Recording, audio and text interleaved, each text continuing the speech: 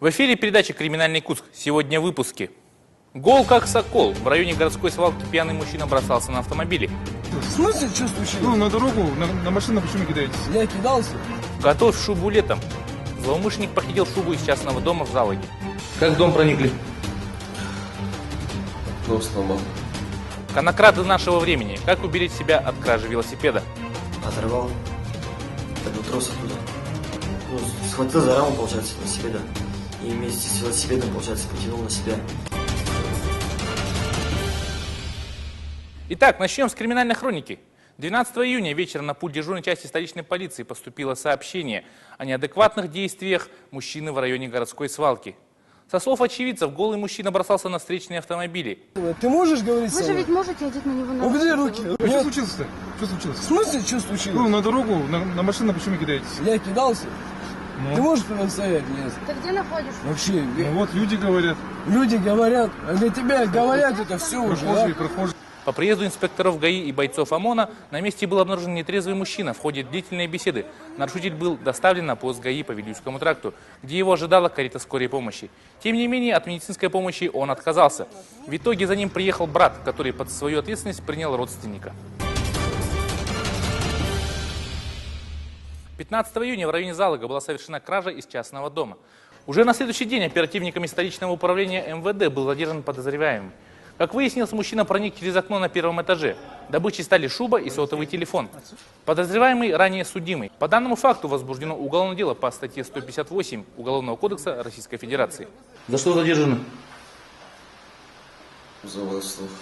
Воровство чего? Шубы с телефоном. Откуда взяли? Откуда своровали? Где-то по Байкалу. Где-то по Байкалово? В Залог. Как в дом проникли? Окно сломал. Окно? Были один? Да, один. Ладно. Свою вину признаете? Да, признаю. В полном объеме? Да, полный. Вечером 15 июня сотрудниками отделения по раскрытию квартирных краж Межмуниципального управления МВД России Якутска был задержан 25-летний уроженец Тампонского района, который подозревается в совершении краж с проникновением в частный дом. Часть похищенного видео шубы была изъята на месте. Сотовый телефон он успел продать на ближайшей стройке. На следующий день телефон был изъят у покупателя.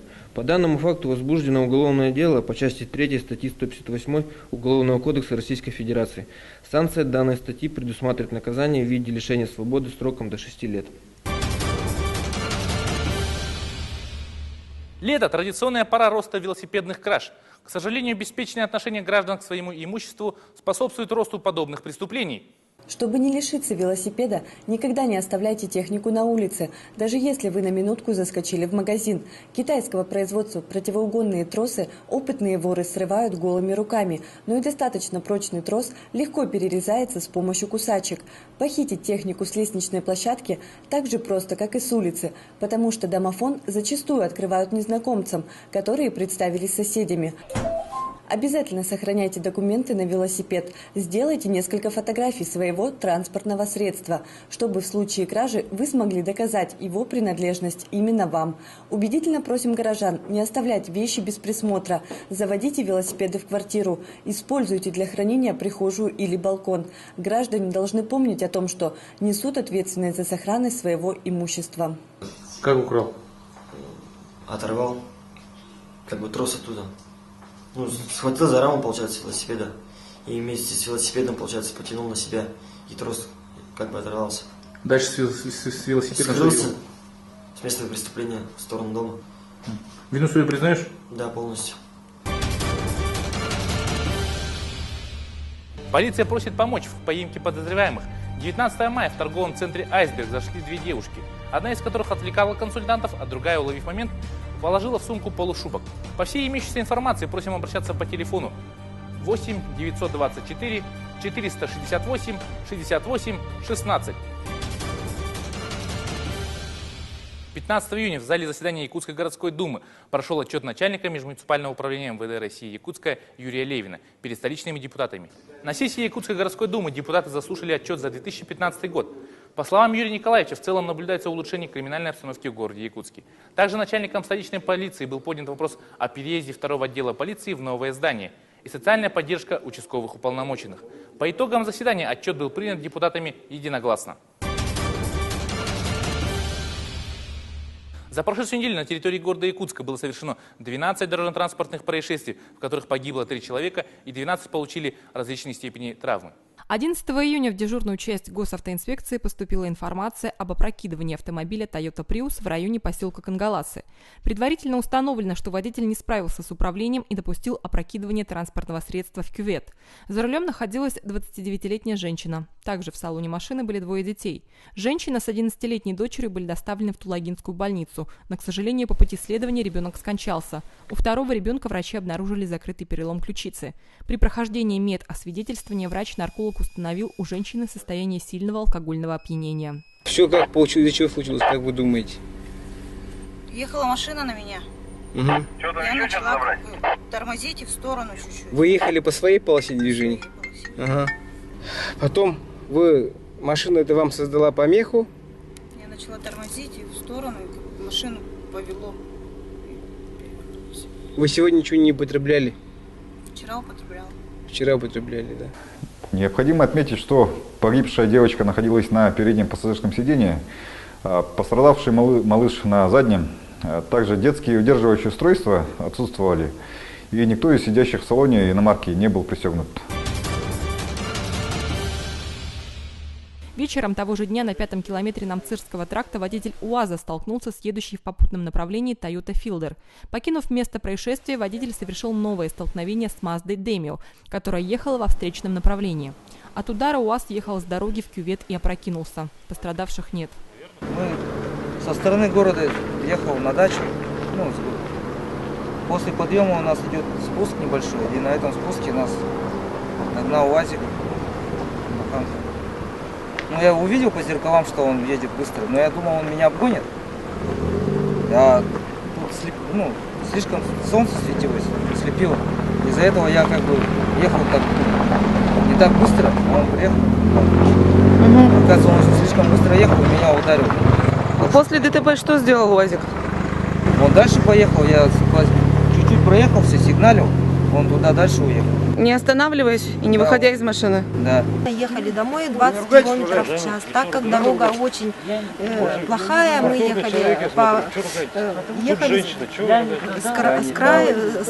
с крайней правой стороны, спокойно ехали домой. Видим, впереди едет УАЗик и вовсю виляет. Да, мы вообще скорость снизили 5 километров в час, наверное. Может, не бандиты какие-то? И это самое. И он на нас прямо наехал. Да, пил. Еще. Зачем за руль сели? Потому что он не пил.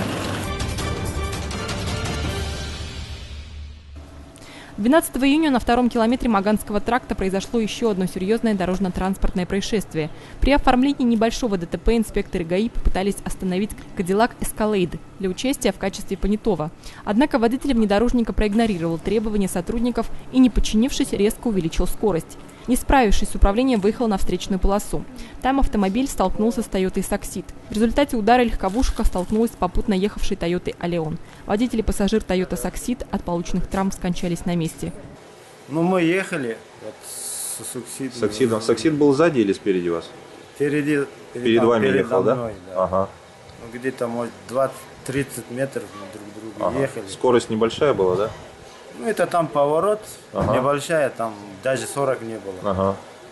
И вижу со стороны Магана на большом скорости едет черный джип. Джип большой, ага. На большой скорости доехал? На большой скорости. Он по своей полосе ехал относительно вас? Нет? По всей дороге вилял, да?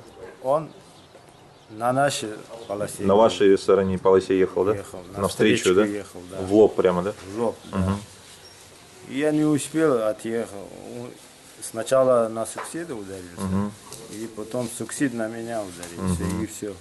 Вы являетесь пассажиром Escalade, да? Да, я пассажир Escalade. Сколько у вас в машине было? Двое. Двое? Вы и водитель?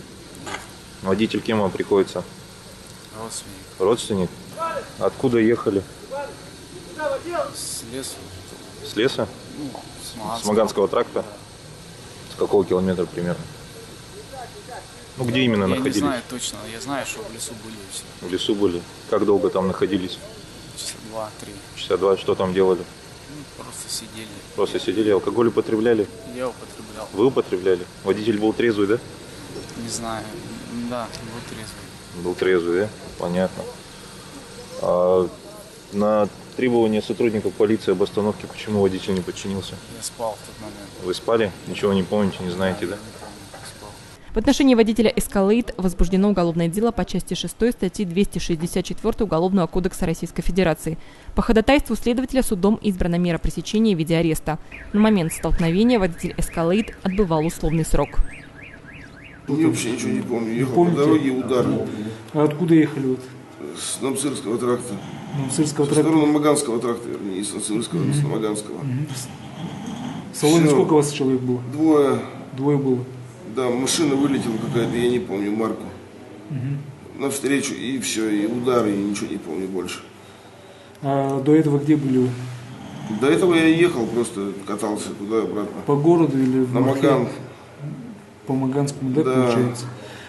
Спиртное где выпили? Нигде не употреблял. Не употреблял? Нет. Вот спиртным пахнет. Ну, это мало ли что пахнет, я не употреблял всегда. Не употребляли, получается, да? Да. Потом что? Ничего, удары, все, и вы приехали. Сотрудник ГАИ меня вытащил из машины. В рамках целенаправленной работы по профилактике автоаварий с участием водителей в состоянии алкогольного опьянения за прошедшую неделю на столичных дорогах сотрудниками ГИБДД было задержано и отстранено от управления 79 нетрезвых автомобилистов. Из них 6 пьяных автомобилистов ранее были лишены права управления за аналогичные правонарушения. И вновь после употребления алкогольных напитков были задержаны сотрудниками госавтоинспекции. Несмотря на постоянно усиленную борьбу с пьянством за рулем, в сводке госавтоинспекции очень часто попадают автопроисшествия с участием нетрезвых водителей, которые в состоянии алкогольного опьянения, не считаясь законами, не боясь лишиться права управлять транспортными средствами и выплаты крупного административного штрафа, садятся за руль и, создавая серьезную угрозу не только для своего здоровья, рискуя жизни других участников дорожного движения, выезжают на дороги. Последствия такой пьяной езды, к сожалению, не заставляют себя долго ждать.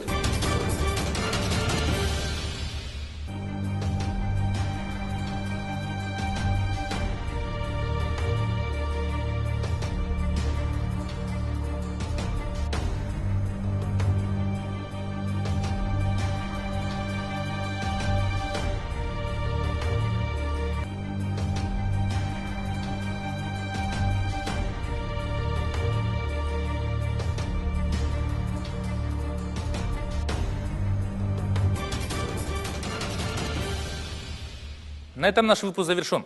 Всего вам доброго. До новых встреч в эфире.